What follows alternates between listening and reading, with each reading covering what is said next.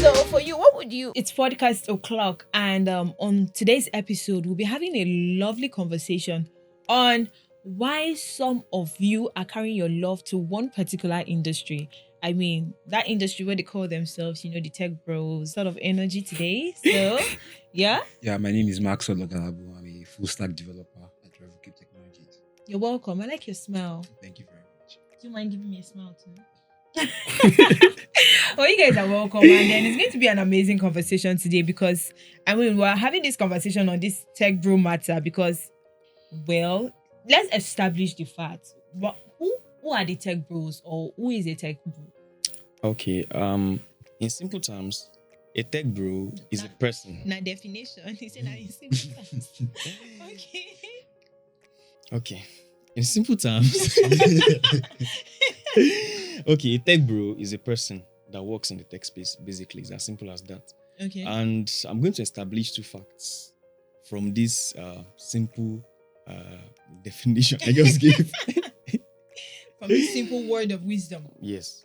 So, I said a tech bro is a person. I didn't say tech bro is a man, is a guy or a male. A person generally that works. I mean, there's nothing like Texas. So a tech bro is a person generally that works. It could be a guy, could be a girl, a lady, whatever. Why are you killing my shots before I even fired it? Why? Why do you have to kill it? Go ahead. So also the second fact I would like to establish is that people do have this ideology that when they see a tech bro, they have this belief like, this person must be a good programmer, or this person is a programmer, or this person codes and all.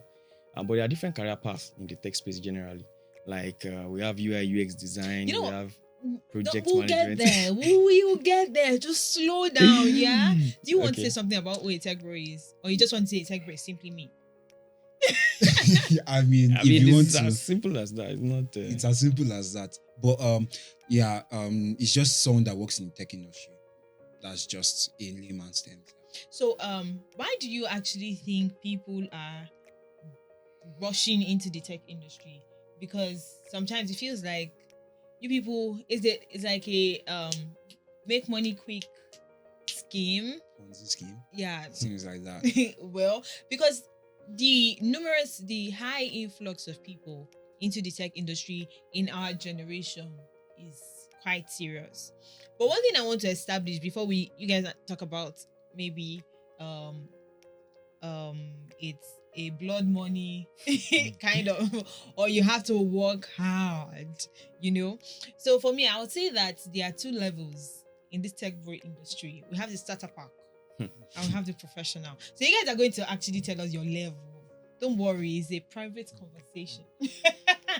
As you said, starter pack. What is in the starter pack? We need to know now. Okay, so in the starter pack, you have the tech bros with the MacBook Pro, then with the leg wagon. Legady's Benz. Oh, okay. The leg wagon people. Okay. Then in the professional, we have tech bros with probably a higher version of MacBook, the latest version of AirPods, AirPods Pro, all those high. Then Max Mini. Do you get? Then they also have probably a very, very well-designed, beautified working space, in the corner of their home if they're working remotely. So, tell us, Mr. Damola, which pack are you? You can't sit. I don't have a Benz, and but you have leg. I have leg, but of course I don't trek. It's where I go to. It depends now. I can just order Uber now. Okay, but so life doesn't have to be that hard. Okay, but still tell us which level are you? They've not invented my pack yet. It's startup. They've not invented my own yet. Okay. But, like say I did the first level. Because the funny part is I even just recently bought my own MacBook Pro. So we still they work. We still they go with Legady's Benz. Okay, so, you're welcome. You're welcome to the industry. Although I don't do industry since. Yeah, bringing me to you have been in the industry since. What did you study in school? Yeah, I actually studied software engineering in school. Okay, so that means you really wanted to be in the tech space. It's not like you studied something and then you migrated. Yeah. So that is it. There are actually a lot of ways you can get into tech. Like one of the easiest ways is just to get on YouTube and actually just start watching videos and start practicing, right? Get your own system and start practicing. But I was fortunate enough to be able to study that university, spent 4 years at the American University of Nigeria. Came out. American University. I've never heard that. It's in Adamawa. Wow. Such a great American university. Forget you remember saying the of Nigeria? Yeah, there. okay, American University. Okay, of Nigeria. We get you it now. understand? So I actually studied for this on like some people. Okay. You some people. Thank God you took my direction to this place. Have you always wanted to be in the tech industry? Medical What did doctor. you study? And how did you actually find yourself in the tech space? Okay. Well, like you said, funny enough, I wanted to be a medical doctor. You know, A just doc.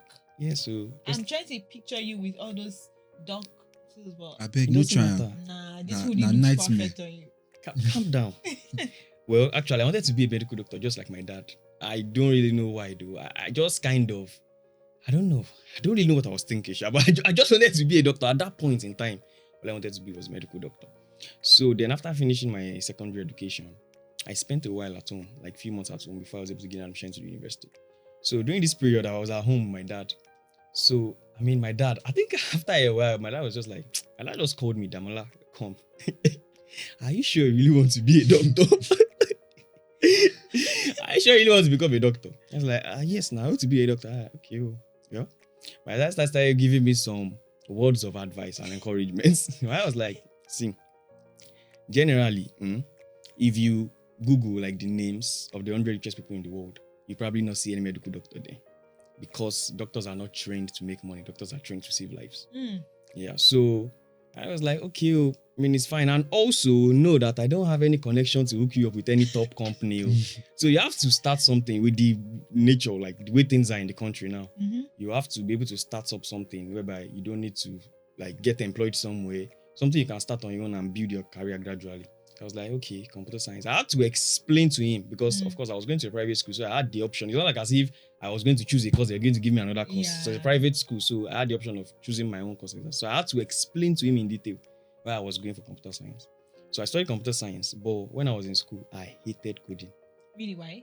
From the bottom of my, I just couldn't figure it out.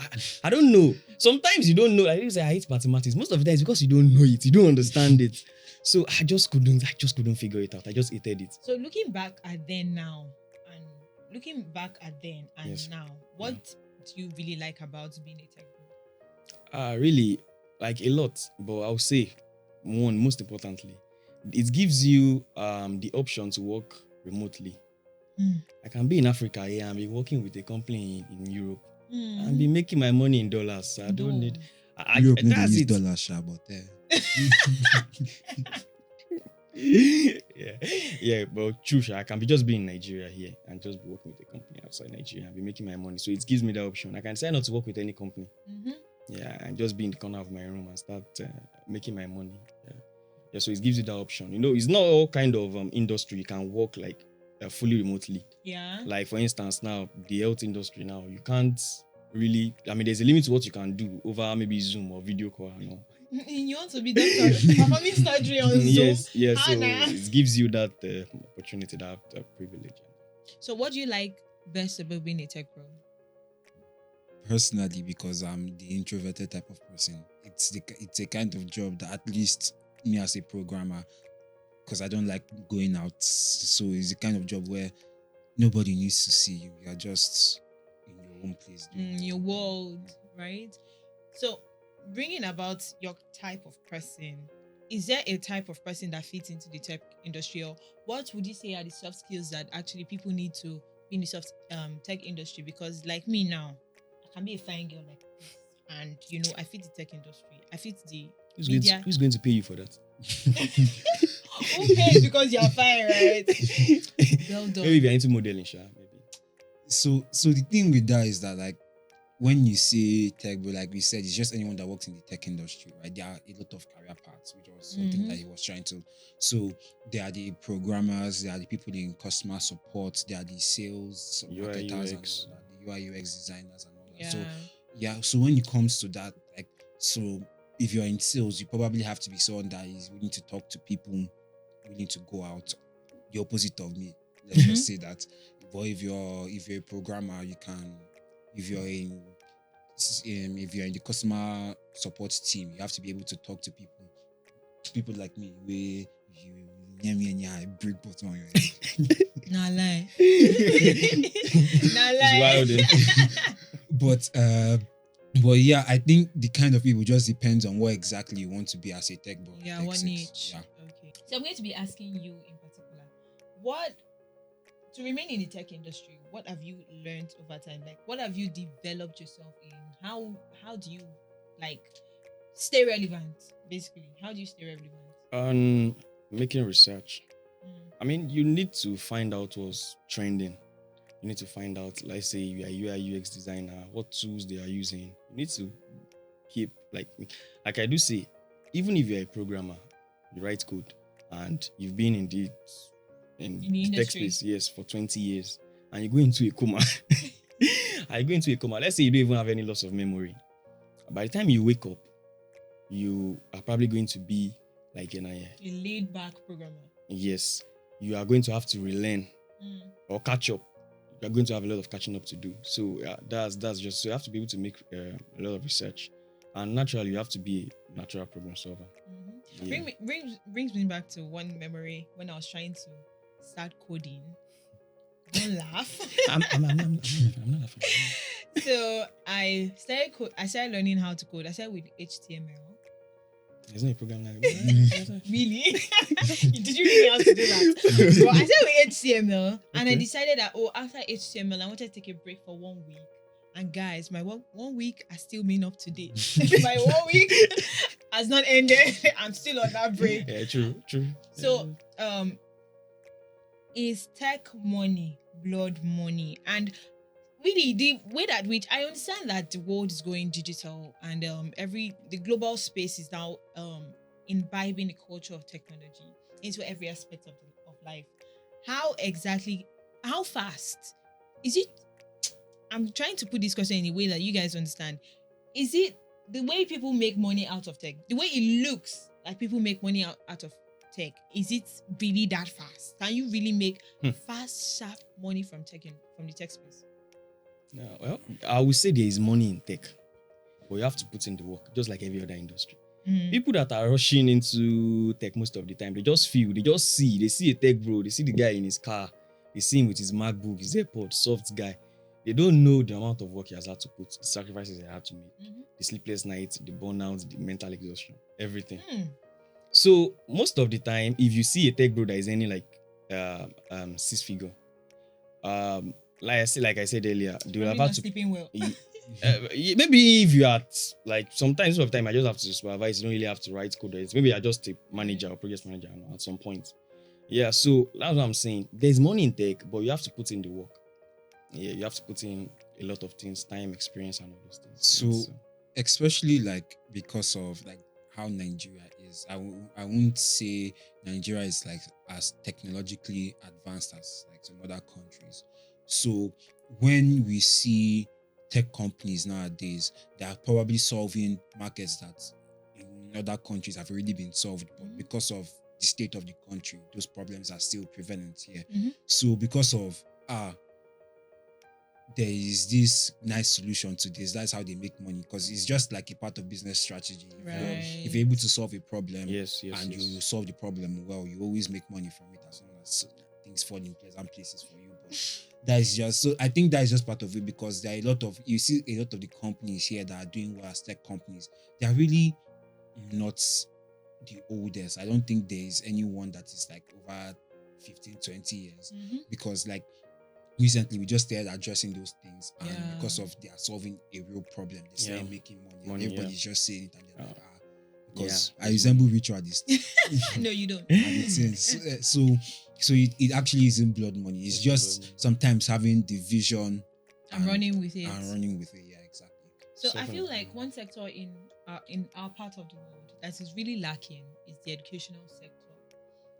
While you're in school, maybe secondary school, primary school, what problem did you really wish there was technology back then to solve? Biology notes. Biology notes. That's not a problem now. No, actually, biology and agric had the longest notes. Well, But for me, really, yeah, that's just laziness. that's if you ask laziness. me. I always write, even though I Laziness skip the or not. diagram. Laziness I or leave not. I leave the space for Laziness diagrams, or not. and I never go back to them. But then I still write the notes. But for me, I think I have like two. Basically, that was when I was in university. Mhm. So I went to a private school. So there was nothing like off campus. You renting a place, then moving You in with had your to stay friend in and the all. hostel So yes, you have to on stay in the campus. school hostel. Yes, in the campus and all. So the way the hostel allocation then was basically you have to go to the student affairs. All right, then you have to maybe fill a form and all. Then they will allocate you to a certain room. So the kind of scenario whereby you want to be in the same room, maybe to your course-mates. Of course, you want to be in the room with someone you like now. Yeah, someone you are familiar with. Yes, and maybe a course-mate and all. Mhm. So in that kind of situation, maybe the person you want to be in the same room with is still at home. Then you resumed, and you have to get a room. So that kind of scenario, you probably at the end of the day, you end up even in different blocks, not even in the same room. You end up in different blocks. So I mean, if there was a way like an application, you can easily go. Just fill in the application. I mean, there's provision Keep your for space. yes, and there's a provision for you like putting people you want to be in your room, and then on their own end too. When they're also do on the that. they do that too. So I mean, it makes life easier. And also then when I was in school, I mean the school clinic. Anytime you are sick, and you have to go to the school clinic. If you don't know your card number, you have to wait an extra like 10-15 minutes before you get to see the doctor. So it's always kind of really annoying for you to wait. You know, when you're at this hospital, you're very, very sick, you're sick already. So, I mean, if there was like a system whereby you could just tell the school nurse your matric number, then it brings out all your details and your medical reports of you waiting and them looking for your card and all those things. So it's really been lovely then. So my parents always told me this story about like when they were in university and they were like on campus that they used to print like these meal tickets, like they'll just be these small cards that they'll be printing. So if you want to go and eat, you have to at home. So I don't know how frequent it is now because my university we had something like that, but then like having all these like magnetic reader cards or whatever. So whenever you go to it, you just go, you swipe your card and it just deducts immediately. Things like that, problems like that are the areas where I think some schools need to start using and adapting technology. Yeah. So for the newer generation, what do you think technology can solve for them? Are they lucky to be in this era where technology is growing and it's growing at a very fast pace? So when it comes to that, right, and technological advancements in the educational sector, it all depends on the direction where education is moving towards. So recently because of like the COVID-19 pandemic, we had there's a lot of like increase in the need for video and online learning platforms. So tell me in 2017 or 20, when did the pandemic happen? 2020. So tell me in 2019 now. Tell me in 2019 that there was a need for those kind of things. If there was, it wasn't as widespread as it is now. So it was just as a shift in the way education was happening. So at least to the best of my knowledge, things like advancements in technology in the educational sector mostly depend on how we want to learn or how schools want to learn. Yeah. Do you have anything to add to that? No, not really. I mean, it has basically explained everything. We have like products like ClassCube that really like that pandemic period was really, really bad. That students had to be home for a very, very long time. I know, but we had solutions like ClassCube come up whereby like an online learning system whereby students can be even anywhere in the world. For those that maybe were even stuck abroad and couldn't come home because you couldn't travel at that point. And then all you just have to do is go online. I mean, teachers, you'll be able to, reach out to your students, do assignments and take notes and all those things. So it's really, really helped a lot. I know one pain point for school owners, or should I say school administrator, is managing the complete affairs of the school from, having to oversee finance, having to oversee administration, communicating with parents, and even there and there, you're still having to deal with the finance aspect. I mean, because it is important that the money is complete because that is actually what runs the affairs of the school. But as a person, you have to oversee these things, right? So how do you think technology has been able to, we know that there's been a lot of, like you said earlier, a lot of applications being built and, technology is just solving a lot of problems. Hopefully technology will not collect my job. We are still getting there. No, please. So how do you think technology has, helped these people? How are they open to seeing and receiving these applications that have actually been built to help? Yeah, so that is one of the things that we at Revel Cube are here to do. We are here to develop technologies. We're here to develop platforms that give schools the ability to manage all this at their fingertips, wherever they are, whether it be in their mansion or in the Bahamas or in their wherever they are. So that's why we have built applications like School Cube, which is like an all-in-one solution for all your school administration, school management, and all Wow. that. Handling the finances, disbursing payments, keeping track of receipts, even down to things like health, where you can keep track of like how your child is doing. For your students. Yes, for your students, even for parents. yes, Because it's Wow. it's a three-way facing application. It's there for the administrators, the students, and the parents. So the parents can go and view like the details of their students, see their students' results. Real time, wherever you are, just as long as the schools have published the results. Yeah. So even for school administrators, handling payments, generating receipts and all that, like it's really an all-in-one solution for that. Yes, it basically reduces paperwork. Okay, I have like a story to share about that. I remember then when I was serving a few years ago, and I served in Akoko Edo. So I was taking Edo State. Oh, okay. Yeah. So this is Did government there in for Edo the- State. Yeah. So basically, I was taking 9 classes. Only you. Yes. So I was taking computer science from GS1 to SS3, and then I was taking a Greek from SS1 to SS3. I was just taking 9 classes. So you know how difficult, how impossible it was that time. You write lesson notes, you give them classwork, you mark, you set exam question for different classes. Like it's Tests and just all. crazy. Like when we have solutions now, like CBT, exam center CBT, whereby all you just have to do as a teacher is just put in your questions. It grades the student automatically. You don't have to go through the stress of marking each student's script and grading it. So, I mean, then I could just imagine like having that kind of solution. Then I wouldn't have to go through the pain of marking. So all these solutions generally, all have these those applications, things, yeah. yes, we easily make the life of the teacher easier. The parents, the students even the themselves, even the students, school owner, yes. the school owners, the school owner. I might not even have to go to my school like for months. I might just be anywhere, even outside the country. I don't have to log into the app like School Cube. You log into your app as the school administrator. You view everything from the finance, everything, and also it reduces any room for error, right? Because the computer will never make a mistake unless you make a mistake when you're putting the value. Computer won't make a mistake. That's been programmed that way. Right. Yeah. So instead of you trying to do everything manually, and you know the way schools work, that they have different accounts for everything, different accounts for tuition, Exactly. different accounts And for then PTA receipts meeting are and all. always.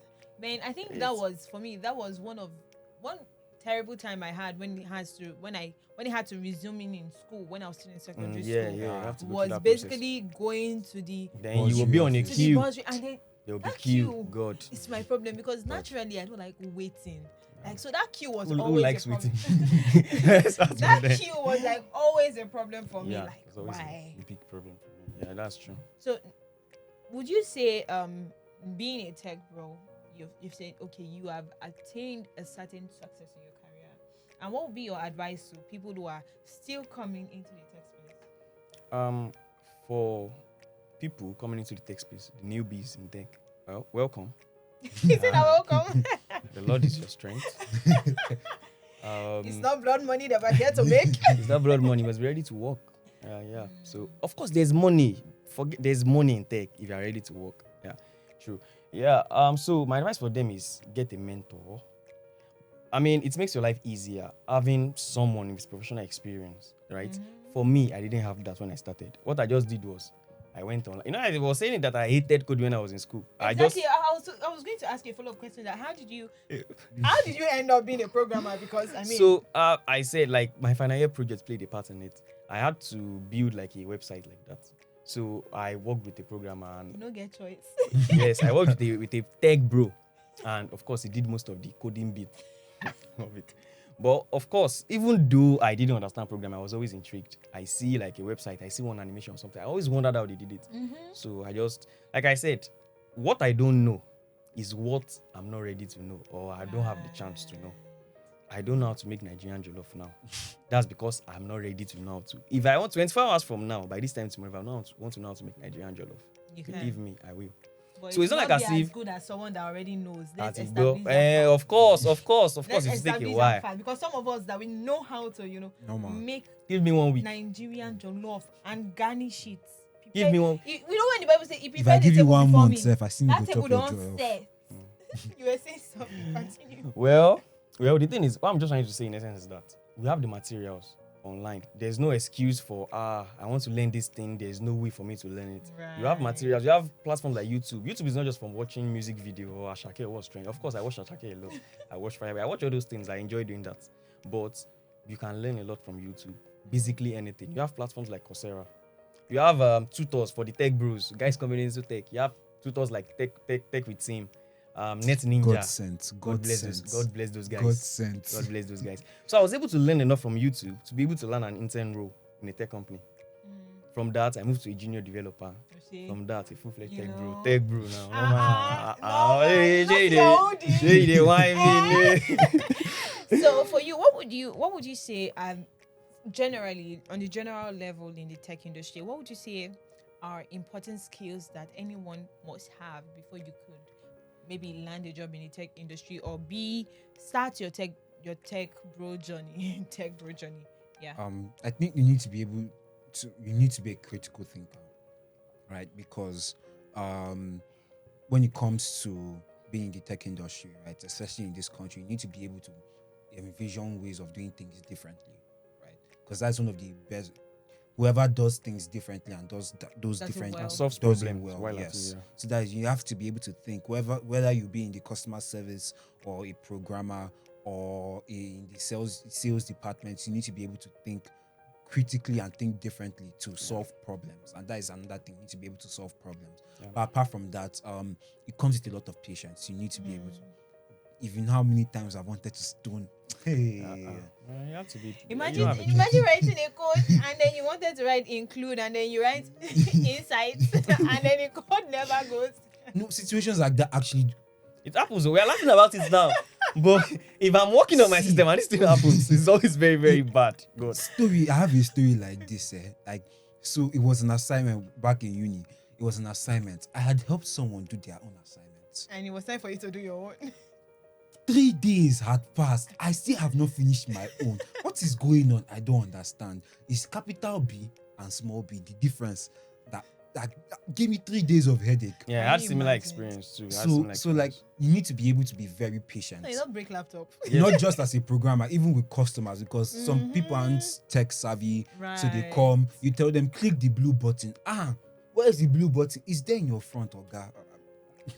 But you need to be able to be, when it comes to customers, when it comes to actually writing the code, when it comes to even working with colleagues, right? People, yeah. Yes, you need to be able to be very patient. Yeah.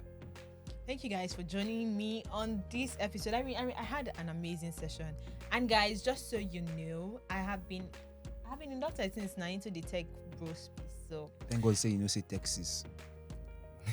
but we'll build our community. Females, sisters. We'll be the Texas industry, Thank right? bros. And I'll be the Bro. chairman, official chairman. How can someone look at me fully and call me a bro? Is that not You are a an tech insult? bro now. But because they said there's no CCS, but I'm going to solve that problem. That's not a problem. Critical thinking. It's not a problem. There's no need to waste your resources when there's no problem to solve. So guys, that will be a wrap on the episode today. It was amazing having this conversation. I hope you learned a lot, and we'll just see you next week. Stay safe. My name is Promise. Don't forget that. Bye. Bye.